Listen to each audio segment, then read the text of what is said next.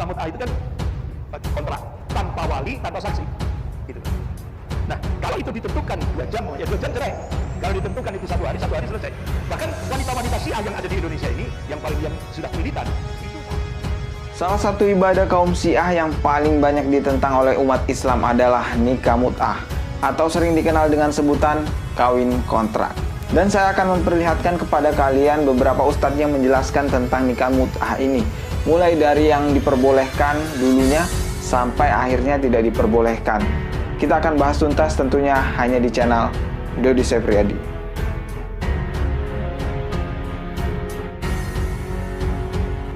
Sebelum kita mulai videonya lebih jauh lagi, agar kalian tidak ketinggalan video lainnya, silahkan klik tombol subscribe di bawah dan klik juga loncengnya sebagai notifikasi. Jadi ketika saya mengupload video terbaru, kalian mendapatkan pemberitahuan. Dan inilah dia penjelasan nikah mut'ah dari ustadz yang pertama.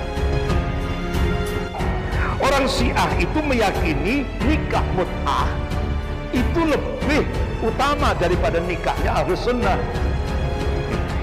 Nikah mut'ah itu kan kontrak tanpa wali, tanpa saksi. Itu. Nah, kalau itu ditentukan 2 jam, ya 2 jam cerai. Kalau ditentukan itu 1 hari selesai. Bahkan wanita-wanita Syiah yang ada di Indonesia ini, yang sudah militan, itu sampai dia target. Kalau dia sudah melakukan nikah mut'ah dengan 4 laki-laki yang berbeda, ya kan? Sampai dia mencoba untuk aborsi, kan? Jadi aborsi, dia nikah lagi dengan sampai 4 kali.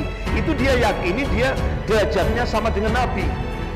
Sampai punya keyakinan seperti itu. Bahkan nikah mut'ah ini dijajakan di kampus-kampus elit di Jawa, terutama di UI, ya kan? Di beberapa kampus-kampus elit. Sampai itu ada seorang dokter, ya dokternya masih hidup ini, masih. Jadi ketika memeriksa seorang wanita Syiah, pakaiannya, jilbabnya besar, seperti, jadi dokternya itu lihat ini dia ini sudah kafah. Tapi begitu dia periksa, kaget dokternya. Kenapa? Karena ini wanita ini tampilannya sempurna, sudah kafah, tapi kenapa kok kena penyakit sipilis, penyakit kelamin? Akhirnya dia ngakui bahwa dia pengikut Syiah. Itu.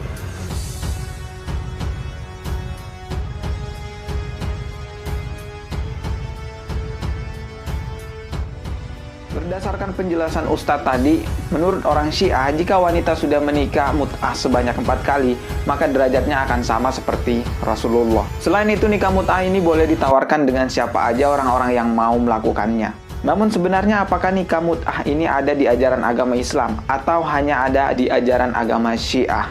Dan bagaimana caranya memberitahu mereka bahwa sebenarnya nikah mut'ah ini adalah perbuatan yang tidak benar? Simak video berikut ini. Mungkin yang jadi alasan bagi mereka berkaitan dengan mut'ah ini kita pernah mendengar bahwasanya pernah dihalalkan di zaman Nabi. Ya. Dan kemudian, dan inilah yang dipegangi bagi mereka sampai hari ini. Nah, kira-kira bagaimana cara kita membantah mereka bahwasanya memang mut'ah ini memang tidak diperbolehkan lagi? Kalau kita bantah pakai hadis riwayat Abu Bakar, kami tak terima, Abu Bakar kafir. Kalau dibahas pakai hadis riwayat Muslim, kami tak terima Muslim.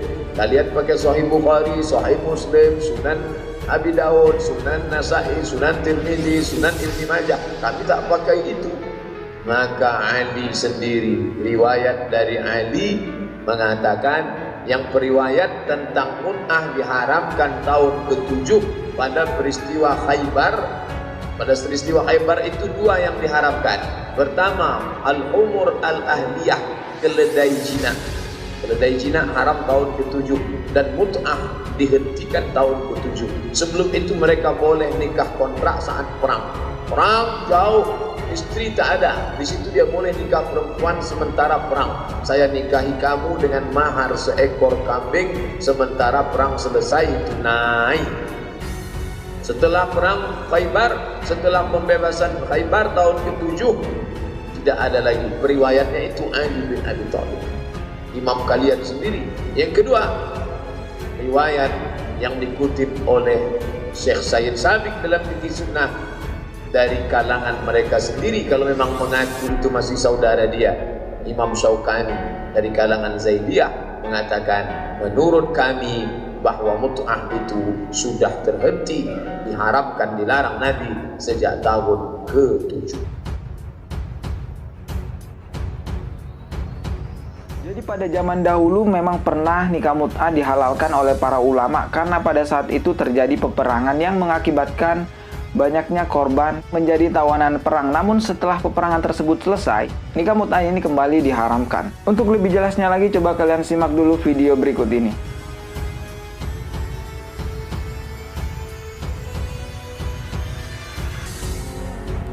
Jadi saya katakan mut'ah pernah dihalalkan, tetapi itu hadatsun tari', yakni perkara yang muncul dalam keadaan darurat, emergensi pada saat itu. Walihada kata Imam Syafi'i mengatakan, la a'lam fil Islam syai'an uhilla thumma hurrima thumma uhilla thumma hurrima ghairu al-mut'ah. Saya tidak melihat di dalam agama Islam hukum yang berubah-ubah. Awalnya dihalalkan, lalu diharamkan, lalu dihalalkan, lalu diharamkan, melebihi daripada hukum masalah mut'ah yang berkali-kali dihalalkan, kemudian diharamkan, dihalalkan balik, kemudian diharamkan. Ada beberapa perkara yang pernah diharamkan lalu dihalalkan sekali saja, seperti ziaratul kubur. Nabi pernah larang ziarah kubur. Kuntu nahaitukum an ziaratul kubur ala fazuruha. Dahulu saya larang kamu ziarah kubur, sekarang kamu pergi ziarah. Yakni dilarang sekali, dihalalkan terus, sehingga hari ini kecuali muncul zaman kita sekarang larang pun juga orang ziarah kubur. Rasulullah pernah mengharamkan, dihalalkan, diharamkan pula, sementara mereka bukan Nabi. Betul tidak? Dan masalah mut'ah dihalalkan, kemudian diharamkan, dihalalkan balik, kemudian diharamkan. Ketika diharamkan yang terakhir ini menjadi kesepakatan keseluruhan para sahabat Nabi yang menunjukkan ijma' as-sahabah. Walihada Sayyidina Umar bin Khattab, siapa orang yang melakukan mut'ah, aku rejam dia. Kata Sayyidina Umar berbicara saat beliau menjadi Amirul Muminin. Ketika bercakap untuk merajam kepada orang yang berbuat mut'ah, yakni akad yang ada masa dan bayaran itu, akan direjam oleh Sayyidina Umar bin Khattab kalau dia seorang yang sudah berkahwin. Kalau tidak, maka dihukum zina, akan disebat. Waktu Sayyidina Umar bercakap demikian, siapa yang hidup di zaman Sayyidina Umar waktu itu? Utsman bin Affan ada, Ali bin Abi Thalib ada, as-sahabah yang lain ada. Bukankah diamnya para as-sahabah ikrar kepada apa yang menjadi keputusan kepada Sayyidina Umar bin Khattab? Itu hukum Allah, hukum Rasulullah. Orang yang kalau Sayyidina Umar yang mendatangkan perkara yang baru, pertama yang akan berdiri melawan kepada Sayyidina Umar as-sahabah. Khususnya yang Abu Bashirin bil Jannah, yang yang mendapat berita gembira masuk surga. Ali bin Abi Thalib akan berdiri. Utsman bin Affan akan menghalang kepada Sayyidina Umar. Tapi mereka semua mengikrarkan kebenaran tindakan Sayyidina Umar bin Khattab. Kalau begitu, ini adalah merupakan keputusan ijma' para as-sahabah yang menyepakati bahwasanya terakhir hukum yang diputuskan oleh Nabi SAW berkenaan dengan mut'ah adalah diharamkan oleh baginda Rasulullah. Ini tidak boleh dikatakan walaupun dalam keadaan perang sekarang akan dihalalkan juga seperti mana zaman Rasulullah yang diharamkan oleh Rasulullah ila yaumil qiyamah. Mereka golongan yang mengatakan mut'ah itu halal berdalilkan dengan pegangan Sayyidina Abdullah ibnu Abbas. Dan memang ada satu pandangan yang dinisbahkan kepada Sayyidina Abdullah ibnu Abbas. Akan tetapi sampai kepada penghujung kehidupan Sayyidina Abdullah bin Abbas, Sayyidina Abdullah bin Abbas menarik balik fatwanya yang mengatakan mut'ah itu halal, disebabkan oleh kerana berita larangan haramnya mut'ah ketika itu tidak sampai kepada Abdullah ibnu Abbas. Abdullah ibnu Abbas radhiyallahu anhuma pada akhirnya menarik balik fatwanya yang mengatakan mut'ah itu halal, kembali mengharamkan kepada mut'ah seperti mana para sahabat-sahabat yang lain yang sudah bersepakat tentang masalah hukum al-mut'ah adalah haram. Jadi sudah cukup jelas sekali bahwa sebenarnya dulu pernah dihalalkan nikah mut'ah, namun kembali diharamkan setelah situasi peperangan tersebut selesai. Jadi kalau diterapkan sekarang tentu sangat tidak relevan dan sangat merugikan kaum wanita. Dan saat ini tidak ada lagi peperangan yang darurat seperti pada zaman dahulu. Dan saya yakin kalian yang punya saudara perempuan atau kalian yang perempuan tidak mau diperlakukan seperti itu. Cukup sekian video kali ini, semoga bermanfaat dan masih akan ada lagi video lainnya yang akan saya upload di channel ini. Klik tombol subscribe di bawah dan klik juga loncengnya sebagai notifikasi agar ketika saya mengupload video terbaru kalian mendapatkan pemberitahuan. Jika kalian sudah klik tombol subscribe-nya, kita akan bertemu lagi tetap di channel Dodi Septriadi.